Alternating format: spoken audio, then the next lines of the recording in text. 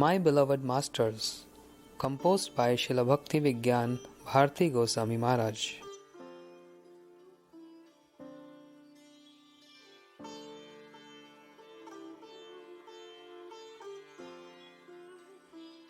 Śrī Śrīmad Bhakti Vicāra Yāyāvara Gosvāmī Mahārāja, accepting the shelter of Śrīla Prabhupada. Although Śrī Śrīmad Bhakti Vicāra Yāyāvara Gosvāmī Mahārāja forefathers were originally from Odisha, he took birth in Durmut, Midnapur district, West Bengal. Śrīla Maharaj, then known as Śrī Sarveshwar Panda, was still very young when he encountered Śrī Śrīmad Bhakti Prasun Bodhayan Goswami Maharaj, a disciple of Srila Prabhupada, Bhakti Siddhanti Saraswati Thakur in Jagannath Puri. After hearing the teachings and glories of Srila Prabhupada through Srila Bodhayan Goswami Maharaj, Śrī Sarveshwar Panda took shelter at the lotus feet of Srila Prabhupada at Śrī Purushottam Math in Jagannath Puri and was given the name Śrī Sarveshwar Brahmachari after receiving initiation. The astrologer's prediction. Once a famous and reputable astrologer read the palms of both Śrī Sarveshwar Brahmachari and other renowned Brahmachari.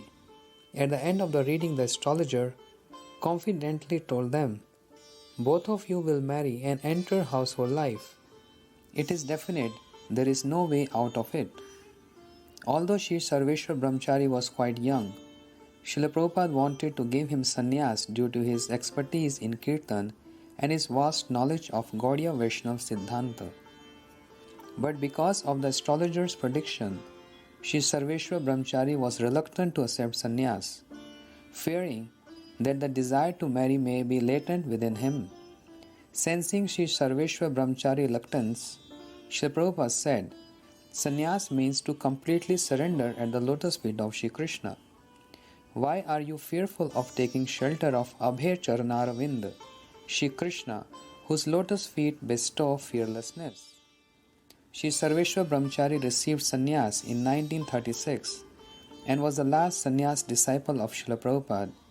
He was given the name Śrīmad Bhakti Vicāra Yāyāvara Maharaj. The other brahmachari implicated in the astrologer's prediction eventually married, but Srila Yāyāvara Gosvāmī Maharaj never did. Sometime much later, when the astrologer again met with Srila Yāyāvara Gosvāmī Maharaj and looked at his palm, he said, "I do not know what to say. The lines of your hands have changed, and along with them, your destiny.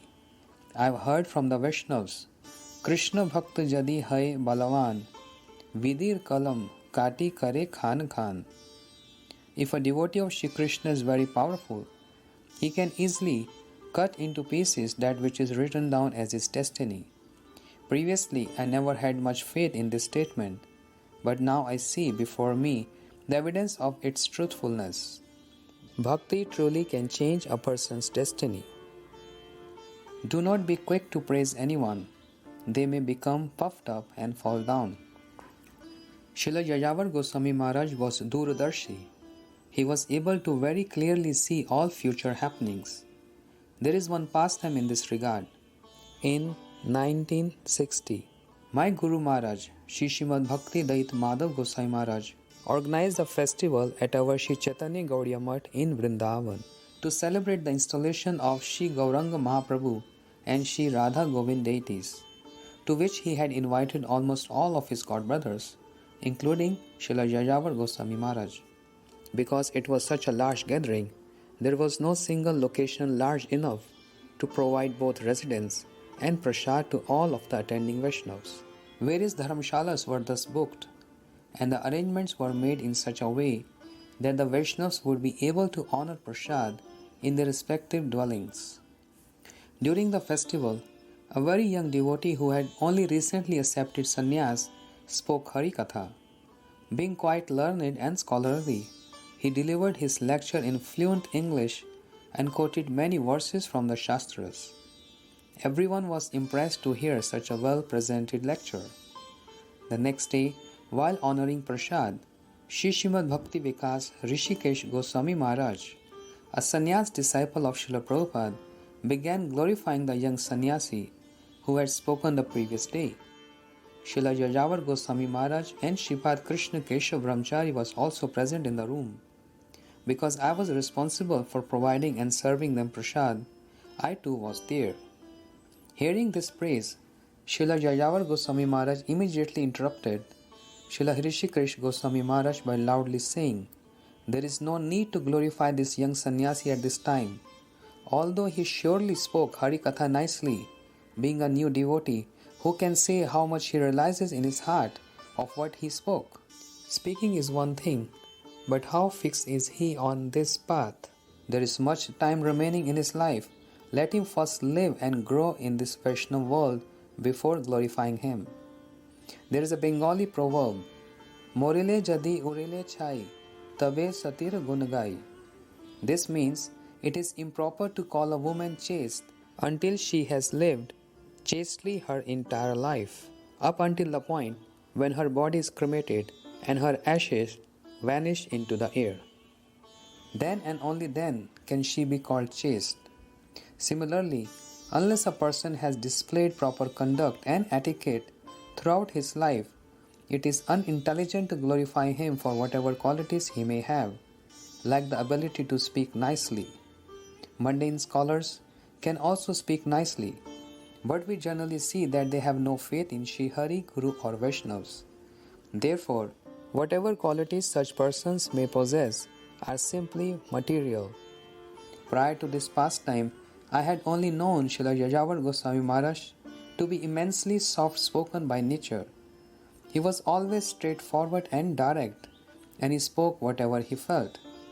In 1962, during the time of Kumbh Mela in Haridwar, it was found that the young sannyasi was not so fixed on the path of bhakti. There, he mixed intimately with women, and this caused him to leave the association of Gaudiya Math sadhus. Afterward, he began criticizing everyone. Affectionate concern for God brothers. Once Srila Yāyāvara Gosvāmī Maharaj went to Kalna while Śrī Śrīmad Bhakti Pramod Puri Goswami Maharaj was serving in the Anant Vasudev temple there. When he met with Srila Puri Goswami Maharaj, he said, "You have taken responsibility for this temple as well as different responsibilities at Shri Chaitanya Gaudiya Math. How can you manage all these things single-handedly? It would be better for you to invest your full time and energy in wholeheartedly serving at only one place." After accepting his advice, Srila Puri Goswami Maharaj dedicated his full energy to his services at Shri Chaitanya Gaudiya Math. Just engage in kirtan, Krishna will provide whatever is required. One day, the brahmacharis of Srila Yāyāvara Gosvāmī Mahārāja Shri Shyamananda Gaudiya Math in Midnapur became distressed upon seeing that there was no rice whatsoever to cook and to offer to Thakurji. When they expressed their concern to Srila Maharaj, he immediately understood the situation and consoled them by saying, "Do not worry." Then, after locking the temple's gate from inside and keeping the key with him, he turned to the brahmacharis and ordered them, "Please speak Hari Katha and perform kirtan for the pleasure of the Lord. There is no need to worry about anything, especially since you are devotees." After this, he proceeded toward his room on the second floor of the math, where he began to chant Harinam loudly. After some time, someone began to knock on the temple's gate and call out for someone to come and open it. But nobody was able to hear him due to the loud kirtan the brahmacharis were performing in the temple hall. Finally, Srila Maharaj noticed from his room that someone was outside the gate. After one kirtan had finished and before the next started, Srila Maharaj dropped the keys from the second floor on the ground floor and instructed one of the brahmacharis to open the gate and see who had come. When they opened the door, they found that man who had been knocking was standing outside the gate with a giant bag of rice. When the residents of the math inquired about who had purchased those provisions, the man replied, "I do not know. All I know is that someone asked me to deliver these things to the math. I have no idea who he was." The brahmachari asked, "Has he paid the fare for your rickshaw?" "Yes," the man replied. because Śrīla Yāyāvara Gosvāmī Mahārāja was completely surrendered to the Lord. The Lord, seeing the pain Śrīla Maharaj was experiencing upon being unable to offer bhoga, supplied whatever was needed for this service. Just engage in kirtan, Krishna will award peacefulness. Śrīla Yāyāvara Gosvāmī Mahārāja used to sing wonderful kirtans from the core of his heart.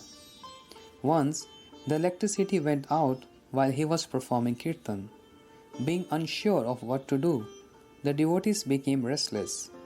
Śrīla Yāyāvara Gosvāmī Mahārāja, however, immediately reacted, telling them not to become disturbed. He then began singing, Bhaj Hure Man, Shri Nanda Nandan, Abhe Charanar Vindare. O mind, worship Nanda Nandan Shri Krishna, whose lotus feet bestow fearlessness.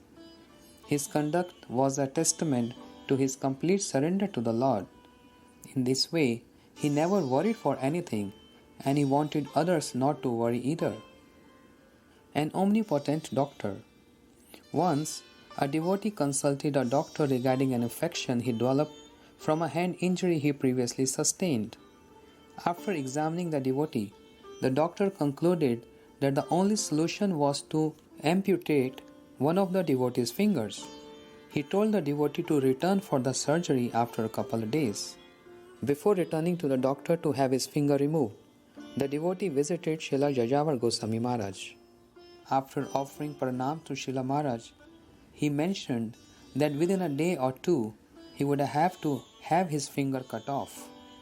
Hearing this, Śrīla Yāyāvara Gosvāmī Mahārāja responded, You must have committed some Vaishnava aparadh, and the result is the loss of your finger. Quickly go and beg for the forgiveness of whomever you have offended.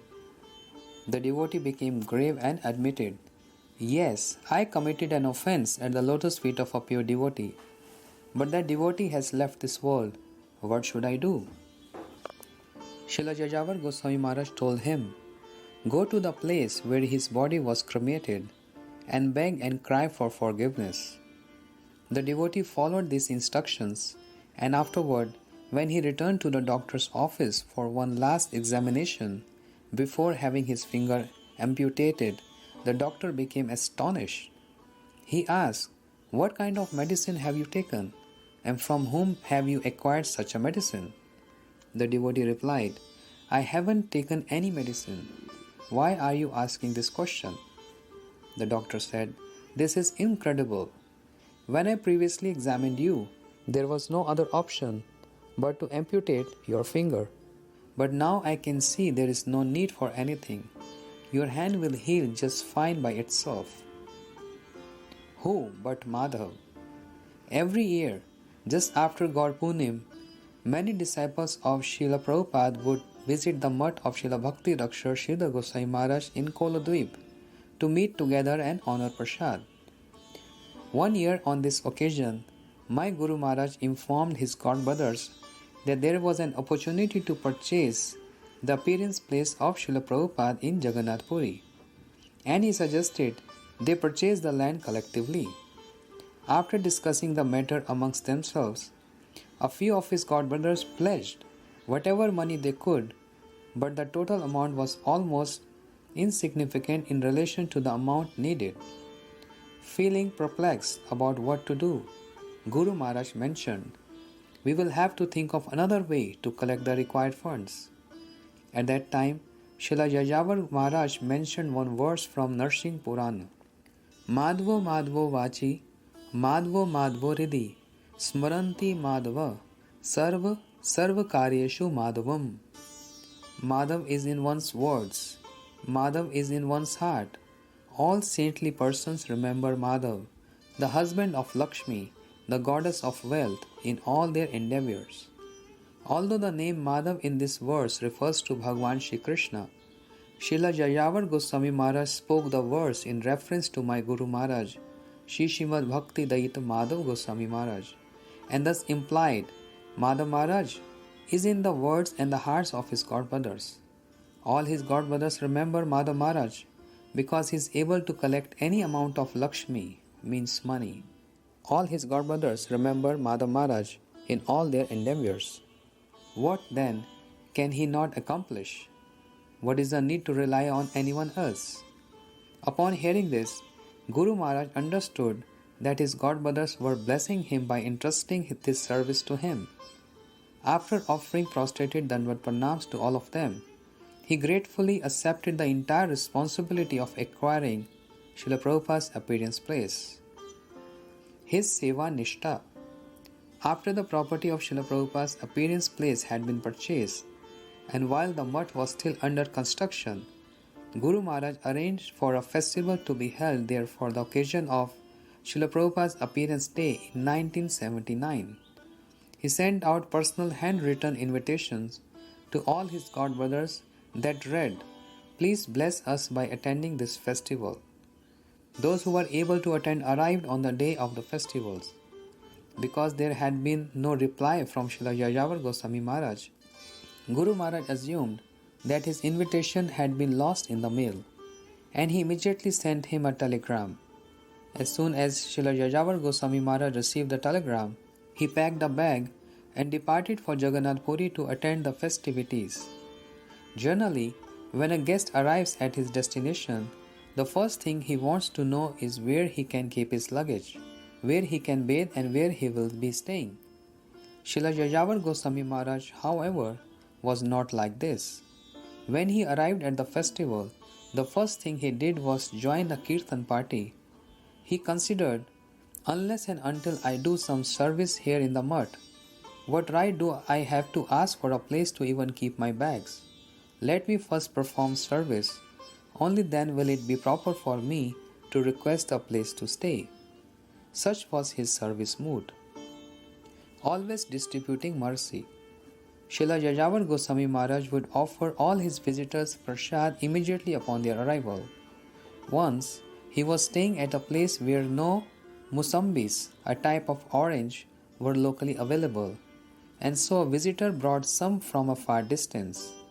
Although these fruits were brought specially for him, he at once cut them into slices and offered them to all the devotees present. Such was his personality. His purifying kirtan. Part of Srila Prabhupada's last instruction to his disciples was for them to collectively preach the message of Shri Rup Raghunath. Keeping this instruction in mind, my Guru Maharaj used to tell his godbrothers, somehow, by the will of Providence, we are forced to stay in separate places and create different organizations. But in order to fulfill the desire of Srila Prabhupada, we should all meet whenever possible. In this way, we would invite all his godbrothers each time he hosted functions in our mutt, providing his godbrothers with an opportunity to speak about the glories and teachings of Srila Prabhupada. During one such festival, an invited dignitary, a judge named Durga Nath Vasu, who was also the Sabhapati, chairman, rose from his seat and informed Guru Maharaj that he had to leave for another engagement. Thus, the Sabha means assembly would conclude for the night. Guru Maharaj ordered me to assist the judge to his car and gave him some prasad. After he offered pranams to Thakurji and the Vaishnavas present, we proceeded to walk together towards his car. In the meantime, Guru Maharaj had requested Srila Yāyāvara Gosvāmī Mahārāja to perform kirtan, as he did not receive the opportunity to speak due to a lack of time. Abiding by his request, Srila Yāyāvara Gosvāmī Mahārāja stood up and began performing a beautiful transcendental rendition of the kirtan Narad Muni Bajaye Veena. By then, the judge was already seated in the car and ready to leave. But upon hearing Srila Maharaj's kirtan, he became so mesmerized that he exited the car and returned to his seat in the assembly. After the kirtan concluded, the judge requested Guru Maharaj, "Please bring this sannyasi to my house tomorrow. I have never before experienced the kind of bliss I felt upon hearing his kirtan just now. It was such a heart-melting and purifying kirtan that I want my entire family to experience this as well. I will send a car. You should all please come along with this Maharaj to my home for kirtan tomorrow." The meaning of the word Jiva. Once, during an assembly in Sri Chaitanya Gaudiya Mutt in Kolkata, Śrīla Yāyāvara Gosvāmī Maharaj spoke on one of the famous slogans of Vivekananda. Jive prem kare jai, jan sei jan seviye che Ishwar. One who has love for living entities actually serves the Supreme Lord. Srila Maharaj said, according to this statement, only humans, men and women are to be classified as jivas or living entities. Are not goats, chickens, fish, birds and other animals also living entities? Do they not have ears and eyes? Will they not bleed when pricked? Do they not also eat, sleep, mate and defend as humans do? Although they may reside in different places, like the water or the forest, they are all living entities. Therefore, why do the followers of Vivekananda eat such living entities? Do they build hospitals and schools only for humans, because they believe only humans are worthy of love? In reality, all conscious beings are living entities or jivas. When a person's understanding of Bhagwan is complete, he easily realizes that all living entities are part and parcel of the Lord. Thus, he will naturally have love for all living entities and not just humans. After Śrīla Yāyāvara Gosvāmī Mahārāja finished his katha, one gentleman stood up and said, Vivekananda was different from you sadhus. He was extensively involved with improving the welfare of all people by building hospitals, schools, and by doing many other types of charity work. But we do not see the sadhus of the Gaudiya Math performing such charitable acts. Śrīla Yāyāvara Gosvāmī Mahārāja then asked the chairman, a university professor named Śrī Goswāmī, if he could be allotted more time to respond to the gentleman's comment. However, Śrī Goswāmī said, it is better that I, being a neutral party, comment on this statement. Addressing the gentleman, he said, when you use the word jiva in this slogan, to whom does it refer? For Bengalis, the word jiva also refers to the tongue.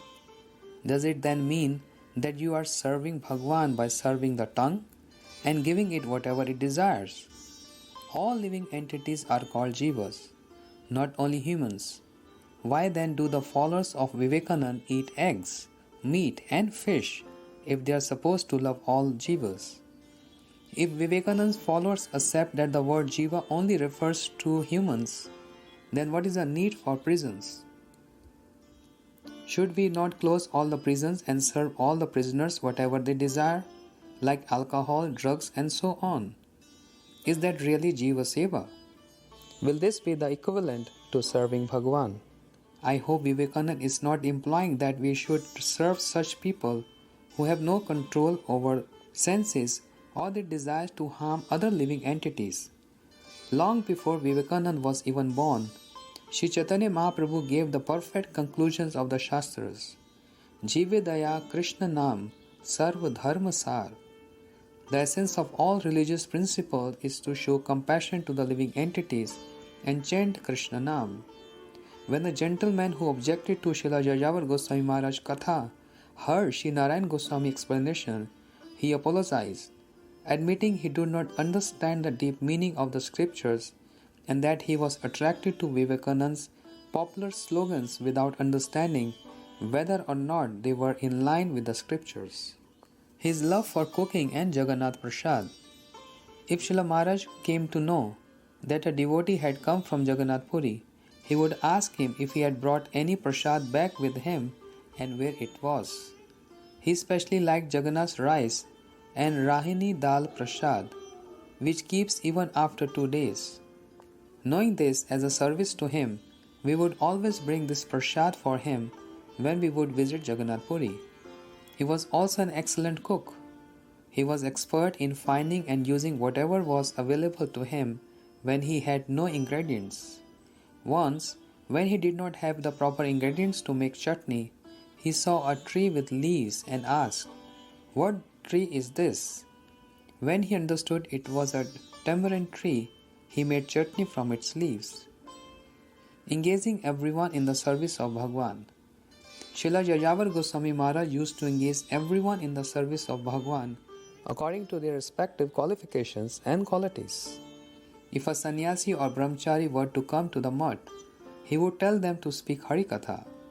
This included me. However, because he was extremely senior to us, we were embarrassed to speak in front of him. Detecting our shyness, he would say, "Do not worry, I will not be present," and then depart for his room upstairs. Later, he would tell us that he had heard everything we had spoken. He possessed the conviction that one should immediately engage whomever one meets in the service of Bhagwan. His blessings and encouragement to me. Once, Srila Yāyāvara Gosvāmī Maharaj spoke about me in an assembly, saying, "This devotee does not possess jealousy, enviousness, or a hostile mood towards anyone. He is a nirmasar sadhu, a person whose heart is devoid of envy." Although in truth, I did not possess such qualities, he spoke in this way to bless me, so that I one day could. By my Guru Maharaj's mercy, I had the opportunity to serve Srila Yāyāvara Gosvāmī Maharaj. During the course of his service, I was able to have his association, seeing his conduct and receive his blessings. Glorification of Śrīmad Bhakti Vicāra Yāyāvara Maharaj in the wake of his disappearance by Śrī Śrīmad Bhakti Pramod Puri Goswami Maharaj. A recipient of Srila Prabhupada's affection. It is a matter of heart-rending grief that on Monday, 15 October 1984, the day of Krishna Shashti, on the occasion of Śrī Srila Narottam Thakur Mahashaya's disappearance, a supremely dear disciple of my most worshipful Shri Guru Pad Padma and a recipient of his affection left this world.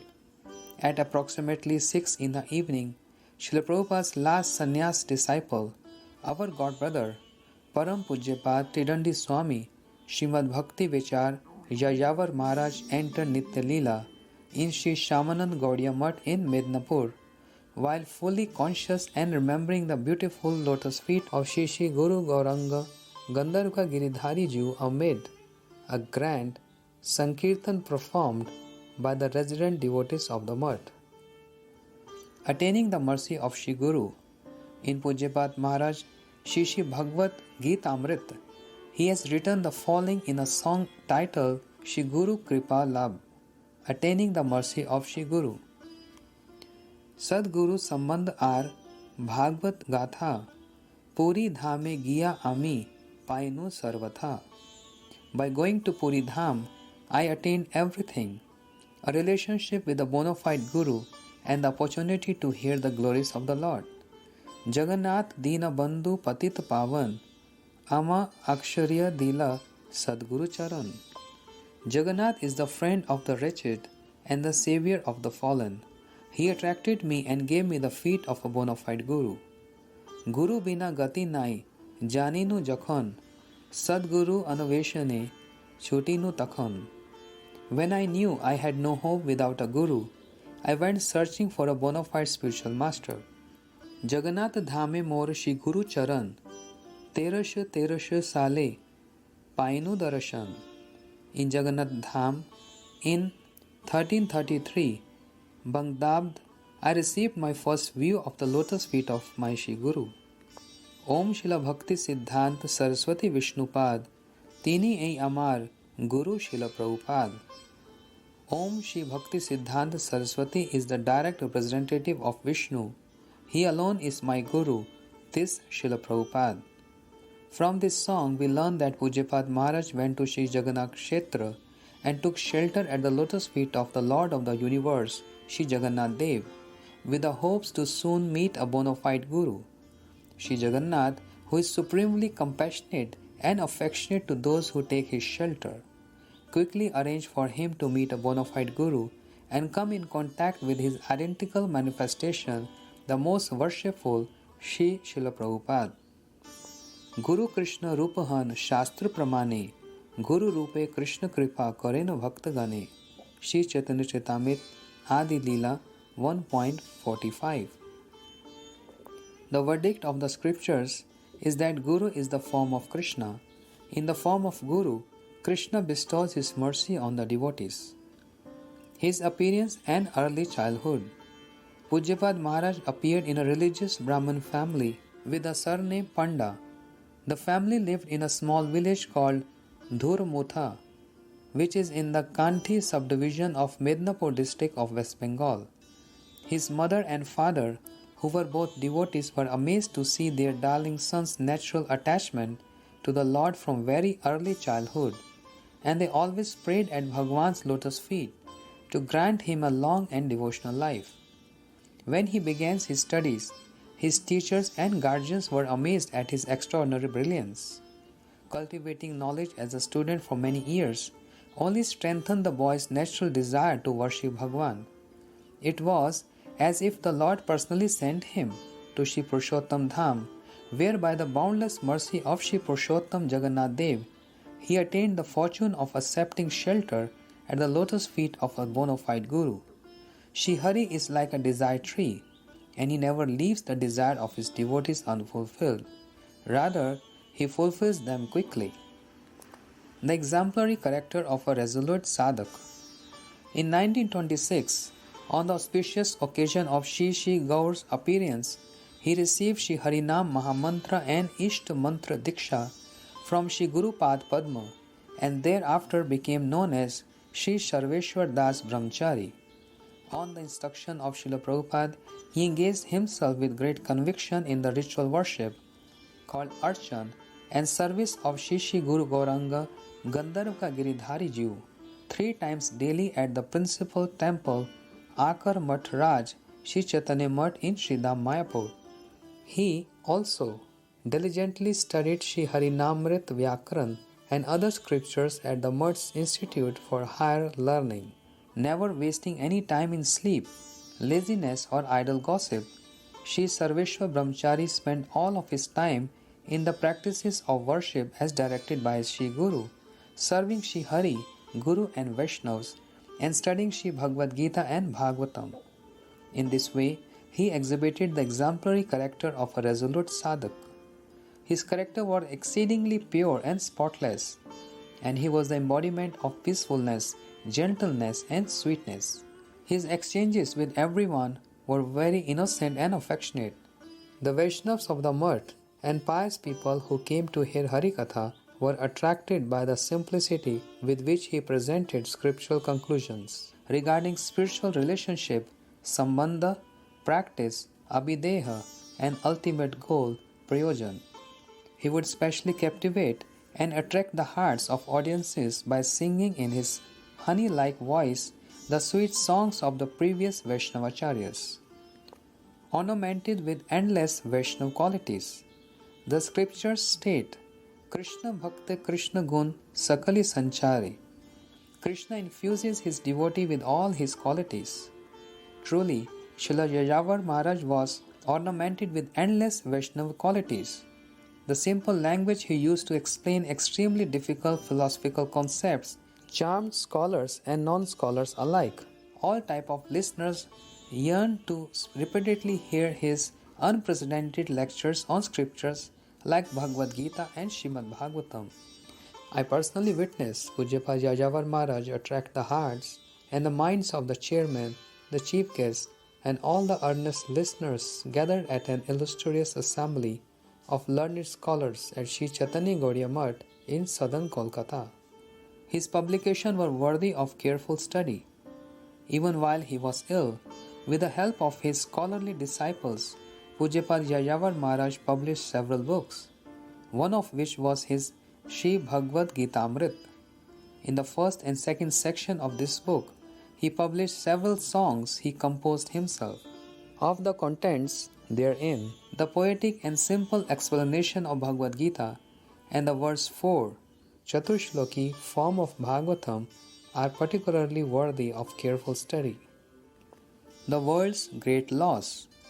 Today, with the loss of such an exalted devotee and kindred spirit, my heart feels especially hollow. The Gaudiya Vaishnava community is gradually becoming bereft of devotees who relish pure bhakti ras. The diminishing number of earnest speakers and listeners dedicated to the conclusive message of pure devotion, as propagated by Srimad Mahaprabhu, is a great loss for the world. The void left by this loss is unable to be filled, and it heralds dark days and great misfortune. These dark days keep any chance for good days at bay, utterly irreplaceable. By his mercy, Krishna eventually draws all of his associates back to him and admits them into his eternal pastimes. But if from time to time he decides to withhold his mercy and order them not to return to this mortal world, there is no way to dispel the resulting dark days the living entities of this world experience as they are devoured by Maya. Overwhelmed with separation on the occasion of Thakur Haridas' disappearance, Śrīmad Mahaprabhu said, Kripa kori Krishna mor diya chelo sang, Swatant Krishnar ichha hoilo sang bhang. Śrī Chaitanya Charitamrita, Antya Leela 11.94. Mercifully, Krishna gave me Haridas Thakur's association. By Krishna's independent will, our exchange has ended. Haridas achilo prithvir ratna shiromani, taha bina ratna shunne hoilo medini. Śrī Chaitanya Charitamrita, Antya Leela 11.97. Haridas was the crown jewel of this earth. Without him, it is as if she is bereft of all jewels. Truly, Vaishnavas like Nitya-lila Pravish Tridandi Gosvāmī, Śrīmad Bhakti Vicāra Madhav Maharaj, Nitya-lila Pravish Tridandi Gosvāmī, Śrīmad Bhakti Hridayavan Maharaj, Nitya-lila Pravish Śrīmad Krishna Das Babaji Maharaj, and Nitya-lila Pravish Tridandi Gosvāmī, Śrīmad Bhakti Vicāra Yāyāvara Maharaj are saviors of this world and utterly irreplaceable. They can be compared only with themselves. Millions of times more exalted than me. The founder of Śrī Chaitanya Gauriya Math, Nitya-lila Pravish Pujyapad Tridandi Gosvāmī, Śrīmad Bhakti Vicāra Madhav Maharaj, and Pujyapad Yāyāvara Maharaj were specially close friends. During the various special festivals organized in Srila Madhav Maharaj centers, Pujyapad Yāyāvara Maharaj would come and grant all his godbrothers and their disciples the great fortune of his rare association. He would especially visit the Kolkata Math often, even apart from festivals, and bless us with his divine association. Today, recalling the heartfelt, genuinely affectionate words he spoke during such visits causes my heart to become exceedingly agitated and overwhelmed with emotion. We viewed Pujyapad Yāyāvara Maharaj as our worshipful Prabhupada's youngest son, whom he treated with great respect and heartfelt affection. Srila Maharaj was approximately 78 at the time of his disappearance. Although he was somewhat younger than me in age, in terms of knowledge and bhajan, he was millions of times richer and more exalted. My anxious prayers at his lotus feet. Alas, I am so unfortunate. I could never have imagined he could have left us so soon, thereby drowning us forever in an ocean of sorrow. My inability to foresee this deprived of me receiving his darshan one last time. Surely, he regarded all of his godbrothers equally, but it seems he looked upon such a fallen, destitute and unfortunate wretched as me with more affection. Whatever the case, I anxiously pray at his lotus feet that he may bestow his causeless mercy upon me and absolve me of any offenses I may have committed against him, whether knowingly or unknowingly, for he is the topmost among Vaishnavas and ignores the fault of all others.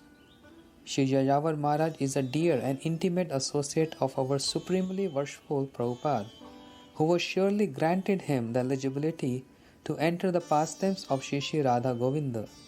May he supplicate at the feet of the most compassionate Srila Prabhupada to grant a genuine glance of mercy upon this wretched. His life's concern and effort. After Param Aradhya Prabhupada's disappearance, our godbrothers' sense of cooperation faded due to a divergence in views, and many groups were formed as a result.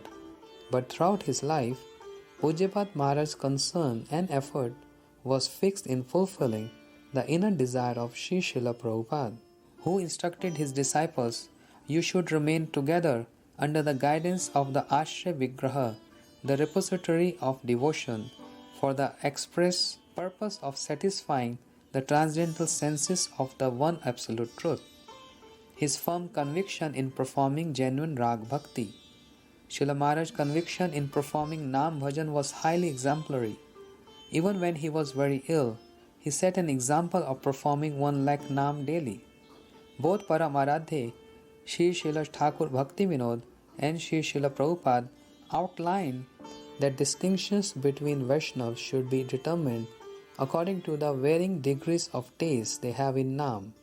Should a person be devoid of conviction in Nam Bhajan, neither Śrīla Bhakti Vinod Thakur nor Śrīla Prabhupada would ever accept their pretense of Raganuga Bhakti as genuine Raga Bhakti. A prayer for enthusiasm in Bhajan. In Pujyapad Yāyāvara Maharaj's absence, the mutt and the mandirs he established appear as if lifeless. Like the residents of those institutions, we too have become melancholy in the absence of our Vaishnava friend. My sole entreaty at his lotus feet is that he infuse his potency into his disciples and bring them back to life. I pray he may cast a glance of mercy towards us as well, and thereby grant us enthusiasm in bhajan. The disciples of Pujyapad Madhav Maharaj and also the new Acharya of Madhav Maharaj institution are all the recipients of Pujyapad Yāyāvara Gosvāmī Pad's affection. They are all anguished by his separation and are praying for his mercy. Everyone's anxious prayers is that he may shower his affection upon them from that eternal abode. Excerpts from articles published in Shri Chaitanya Vani, Year 24, Volume 10.